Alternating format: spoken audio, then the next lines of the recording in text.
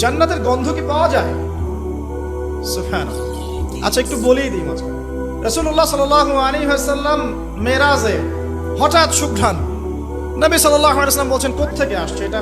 জিবরাইল আলাইহিস সালাম উত্তর দিচ্ছেন, এটা হচ্ছে ফেরাউনের মেয়ের চুল আঁচড়ে দিত একজন দাসী, যার হাত থেকে একদিন চিরুনি পড়ে গিয়েছিল।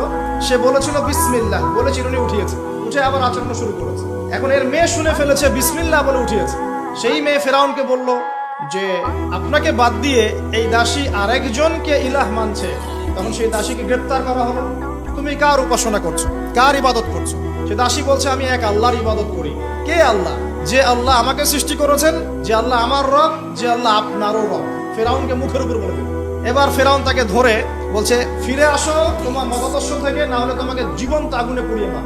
কি বলছে? আগুনে পুড়িয়ে মার। তো সে ফিরে আসে না। তখন ফেরাউন দেখলো তার সন্তান সন্ততি আছে কিনা। সন্তানরা আমাদের সফট কর্নার না, সন্তানকে ডেকে আনা, দুইটা বাচ্চা, দুইটা কি তিনটা বাচ্চা। বলছে ফিরে আসো, আমাকে ইলাহ বলে স্বীকার করো, না হলে তোমার সন্তানদেরকে আগুনে ফেলে দিব। সেই মহিলা বলছে আমার তো মাত্র 3টা সন্তান, আমার যদি এর চাইতেও বেশি সন্তান থাকতো তারপর আমি ফিরে আসতাম না। একে একে মায়ের চোখের সামনে এক এক করে বাচ্চাদেরকে জীবন্ত আগুনে পুড়িয়ে ফেলা। শেষমেশ সেই মেয়েটাকেও, সেই দাসীকেও জীবন্ত আগুনে পুড়িয়ে দেওয়া হলো। নবী সাল্লাল্লাহু আলাইহি ওয়াসাল্লামকে জিবরাইল আলাইহিস সালাম বলছেন ওই যে ফেরাউনের দাসী, অনেকে বলেছে তার নাম আসিয়া, এই নামটা কোরআনে নাই। নবীজি পেলেন তো?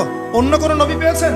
অন্য কোন নবীর ক্ষেত্রে এটা দলিল পাওয়া যাচ্ছে না, কিন্তু নবী সাল্লাল্লাহু আলাইহি ওয়াসাল্লামের ক্ষেত্রে দলিল পাওয়া যাচ্ছে।